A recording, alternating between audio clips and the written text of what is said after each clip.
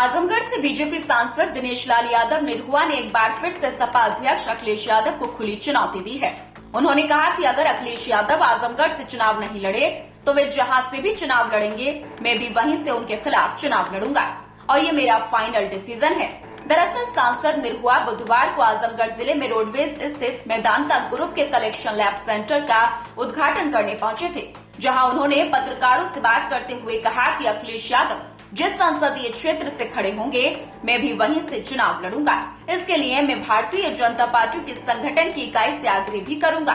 अब बीजेपी सांसद निरहुआ का ये बयान ऐसे समय में आया है जब बुधवार को ही यूपी और आजमगढ़ के धाकड़ नेता गुड्डू जमाली ने समाजवादी पार्टी का दामन थाम लिया है। अब कहा जा रहा है कि सपा जमाली को आजमगढ़ से लोकसभा चुनाव के मैदान में उतार सकती है।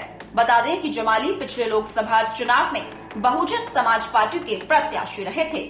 वहीं गुड्डू जमाली के सपा में शामिल होने से बौखलाए सांसद निरहुआ ने बीजेपी सरकार के द्वारा किए गए कामों की तारीफ करते हुए पत्रकारों से कहा कि जिले में एक साल में जितना काम हुआ है और प्रधानमंत्री नरेंद्र मोदी के पिछले 10 सालों के कार्यकाल में जितना कार्य हुआ है उससे ये तय हो गया है कि आजमगढ़ के लोग सरकार के साथ ही रहने वाले हैं। सांसद निरहुआ ने आगे कहा कि आने वाले लोकसभा चुनाव में देश के प्रधानमंत्री एक बार फिर नरेंद्र मोदी ही बनेंगे। दरअसल बीजेपी ने 2019 के लोकसभा चुनाव में अखिलेश यादव के खिलाफ निरहुआ को उतारा था, हालांकि उन्हें हार का सामना करना पड़ा। इसके बाद अखिलेश यादव ने 2022 में विधानसभा चुनाव लड़ा, तब ये सीट खाली हो गई थी। इसके बाद इस सीट पर उपचुनाव हुए, जिसमें बीजेपी ने एक बार फिर निरहुआ को आजमाया। उपचुनाव में निरहुआ ने समाजवादी पार्टी प्रत्याशी धर्मेंद्र यादव को शिकस्त दी थी। अब बात करें गुड्डू जमाली की, तो आजमगढ़ गुड्डू जमाली का गढ़ माना जाता है। वह आजमगढ़ की मुबारकपुर सीट से 2 बार विधायक रह चुके हैं, हालांकि तब वह बसपा में थे।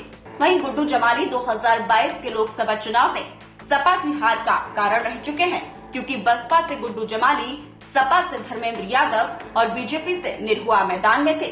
तीनों के बीच कड़ी टक्कर देखने को मिली थी, लेकिन बीजेपी से निरहुआ ने जीत दर्ज की थी और शायद यही कॉन्फिडेंस अब निरहुआ को है कि उन्होंने ये बयान दे डाला है कि अखिलेश यादव जहां से भी चुनाव लड़ेंगे मैं वहीं से उनके खिलाफ चुनाव लड़ूंगा।